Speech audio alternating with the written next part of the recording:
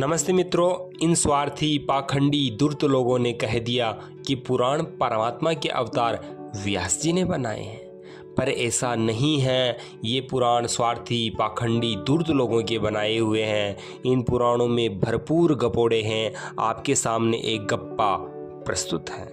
श्री वामन पुराण अध्याय number 43, Gita press Gorakhpur, श्लोक number 53। जब महात्मा शंकर जी ने देवी उमा से इस प्रकार कहा, तब उमा देवी प्रसन्न हो गई और भुवनों के पालन करने वाले भुवनेश्वर शिव से बोली, अच्छा, जिस स्थान पर लकड़ी और मिट्टी के ढेले के समान निश्चेष्ट अग्निहोत्री एवं अध्ययन में लगे हुए मुनिगण रहते हैं, उस स्थान पर आप जाए। फिर उमा द्वारा इस प्रकार प्रेरित किए जाने पर शंकर जी मुनि मंडली की ओर जाने के लिए प्रस्तुत हो गए। फिर शंकर ने उस मुनि मंडली को देखकर वनमाला धारण कर लिया। तब वे सर्वांग सुंदर नग्न सुडोल देह धारण कर, नग्न शरीर, कोई वस्त्र उनके शरीर पर नहीं था, नंगे होकर के वो गए। तो आगे देखिए आप क्या हुआ। धारण कर युवा के रूप में हो गए और भिक्षा पात्र हाथ में लेकर मुनियों के सामने भिक्षा के लिए भ्रमण करते हुए भिक्षा दो, यह कहते हुए एक आश्रम से दूसरे आश्रम जाने लगे। एक आश्रम से दूसरे आश्रम में घूम रहे उन नग्न युवाओं को देखकर ब्रह्मवादियों की स्त्रियां उत्सुकता के साथ स्वभाववश उनके रूप से मोहित हो गई और परस्पर कहने लगी, आओ भिक्षुक को देख जाए। आपस में इस प्रकार कहकर बहुत सा मूल फल लेकर मुनि पत्नियों ने उन देव से कहा, आप भिक्षा ग्रहण करें। उन्होंने भी अत्यंत आदर से उस भिक्षा पात्र को फैलाकर सामने दिखाकर कहा, तपोवन वासिनियों, भिक्षा दो, आप सबका कल्याण हो। पार्वती जी वहां हंसते हुए शंकर को देख रही थी। कामातुर मुनि पत्नियों ने उन नग्न युवा को भिक्षा देकर उनसे पूछा। कितने खतरनाक गपोड़े हैं, आप स्वयं देखिए, मैं काटूंगा नहीं। मुनि पत्नियों ने पूछा, तापस, आप किस व्रत के विधान का पालन कर रहे हैं जिसमें वनमाला से विभूषित हृदयहारी तपस्वी का सुंदर रूप धारण कर नग्न मूर्ति बनना पड़ा है? आप हमारे हृदय के आनंदप्रद तापस हैं। यदि आप माने तो हम भी आपकी मनो अनुकूल प्रिया हो सकती हैं। उन तपस्वियों ने इस प्रकार कहने पर हंसते हुए कहा, यह व्रत ऐसा है कि कुछ भी रहस्य प्रकट नहीं किया जा सकता। सौभाग्यशालिनियों, जहाँ बहुत से सुनने वाले हो वहाँ इस व्रत की व्याख्या नहीं की जा सकती, इसलिए यह कहकर आप सभी चली जाएं। उनसे ऐसा कहने पर उन्होंने मुनि से कहा, मुने, हम सब यह जानने के लिए एकांत में चलेंगे, क्योंकि हमें महान कौतूहल रहा है। यह कहकर उन सभी ने उनको अपने कोमल हाथों से पकड़ लिया। कुछ काम से आतुर होकर कंठ से लिपट गई। अब ये स्त्रियां शिव जी के लिपट चिपट कर रही है और वो भी शिव जी नंगे हैं। और आगे देखिए, और कुछ उन्हें भुजाओं में बांध लिया और कुछ स्त्रियों ने उन्हें घुटनों से पकड़ लिया। कुछ सुंदरी स्त्रियां उनके केस छूने लगी और कुछ उनकी कमर से लिपट गई एवं कुछ ने उनके पैरों को पकड़ लिया। मुनियों ने आश्रम में अपनी स्त्रियों की अधीरता देख मारो मारो इस प्रकार कहते हुए हाथों में डंडा और पत्थर लेकर शिव के लिंग को उखाड़कर फेंक दिया। लिंग के गिरा दिए जाने पर भगवान शंकर अंतर्हित हो गए। वाह गपोड़ी लालो, वाह, क्या गप्पे मारे हैं।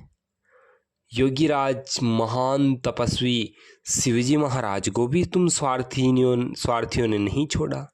महान तपस्वी थे, धर्म के प्रति, राष्ट्र के प्रति उनके प्राण समर्पित हो जाए ऐसे महान योगी थे। उस महान तपस्वी को तुम लोगों ने कलंकित कर दिया। आगे देखिए इन्होंने क्या लिखा है। वे भगवान रुद्र उमा देवी के साथ कैलाश पर्वत पर चले गए। देवदेव शंकर के लिंग के गिरने पर प्रायः समस्त चर अचर जगत नष्ट हो गया। इससे आत्मनिष्ठ महर्षियों की व्याकुलता हुई। इस प्रकार देव के भी व्याकुल हो जाने पर एक अत्यंत महान श्रेष्ठ मुनि ने कहा, हम उन महान तापस के सद्भाव को नहीं जानते, हम ब्रह्मा की शरण में चले, वे ही उनकी चेष्टा रहस्य को समझ सकेंगे। ऐसा कहने पर सभी ऋषि अत्यंत लज्जित हो गए। इसको छोड़कर के मैं 44वें अध्याय के अंदर आपके सामने प्रस्तुत करता हूँ श्लोक नंबर 9 से। ऋषियों और ब्रह्मा ने जब इस प्रकार शंकर की स्तुति की, तब महादेव शंकर ने कहा, भय मत करो, जाओ, लिंग फिर भी उत्पन्न हो जाएगा। मेरे वचन का शीघ्र पालन करो। लिंग की प्रतिष्ठा कर देने पर निस्संदेह मुझे अत्यंत प्रसन्नता होगी। जो व्यक्ति भक्ति के साथ मेरे लिंग की पूजा करेंगे, उनके लिए कोई भी पदार्थ कभी दुर्लभ न होगा। जानकर किए गए समस्त पापों की शुद्धि लिंग की पूजा करने से हो जाती है। इसमें किसी प्रकार का अन्यथा विचार नहीं करना चाहिए। तुम लोगों ने लिंग को गिरा दिया है, इसलिए शीघ्र ही उसे उठाकर प्रसिद्ध महान सानिहंत्य सरोवर में स्थापित करो। ब्राह्मणों, ऐसा करने से तुम लोग अपने इच्छानुकूल मनोरथों को प्राप्त करोगे। सारे संसार में उस लिंग की प्रसिद्धि स्थाणु नाम से होगी। देवताओं द्वारा भी वह पूज्य होगा। वह लिंग स्थानीश्वर में स्थित रहने के कारण स्थानीश्वर नाम से स्मरण किया जाएगा। जो स्थानीश्वर को सदा स्मरण करेंगे, उनके सारे पाप कट जाएंगे और वे पवित्र देह होकर मोक्ष की प्राप्ति करेंगे।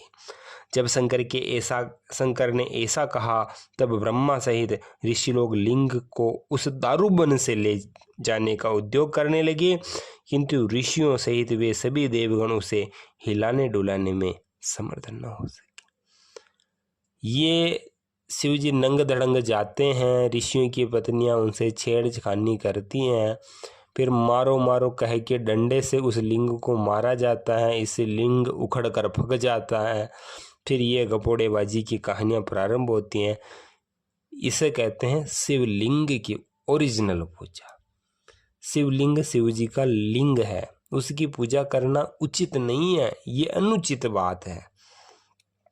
आगे देखिए, फिर वे बहुत परिश्रम करके ब्रह्मा की शरण में गए। ब्रह्मा ने परिश्रम से संतप्त हुए उन लोगों से यह वचन कहा, देवताओं, अत्यंत कठोर परिश्रम करने से क्या लाभ? तुम लोग इसे उठाने में समर्थ नहीं हो। देवादिदेव भगवान शंकर ने अपनी इच्छा से ही इस लिंग को गिराया है। अतः हे देवो, हम सभी एक साथ उन भगवान शंकर की शरण में चले जाए। महादेव संतुष्ट होकर अपने आप ही लिंग को ले जाएंगे। इस प्रकार ब्रह्मा के कहने पर सभी ऋषि और देवता ब्रह्मा के साथ शंकर जी के दर्शन की अभिलाषा से कैलाश पर्वत पर पहुंचे। ये हैं गपोड़ी लालों के गप्पे।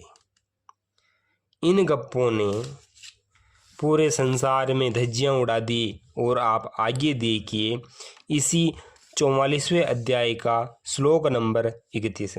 महेश्वर, आपने तीनों लोकों में वंदित जिस लिंग को छोड़ दिया, उसे ले आने में दूसरे किसी की शक्ति नहीं है, उसे कोई दूसरा उठा नहीं सकता। इस प्रकार ब्रह्मा आदि देवताओं ने जब भगवान शंकर से कहा, तब देवदेव शिव जी ऋषियों के साथ देवदारू के आश्रम में चले गए।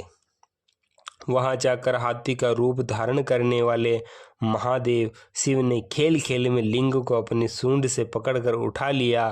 शंकर जी महर्षियों के द्वारा स्तुति किए जाने पर उस लिंग को लाकर सरोवर के पास पश्चिम दिशा में स्थापित कर दिया। उसके बाद सभी देवता और तपस्वी ऋषियों ने अपने को सफल समझा और वे भगवान शंकर की स्तुति करने लगे। वाह गपोड़ी लालो वाह, आप भी स्तुति करते हो उस लिंग की पूजा करते हो। क्या लिंग की पूजा करना उचित बात है? क्या ये धर्म की बात है? क्या ये आपका सनातन धर्म हो सकता है? सनातन धर्म आपका वेद है। उस वेदों की तरफ लौटो। सत्य को जानने के लिए महर्षि दयानंद सरस्वती जी महाराज का सत्यार्थ प्रकाश अवश्य पढ़ो। आपका अपना YouTube चैनल है। धन्यवाद।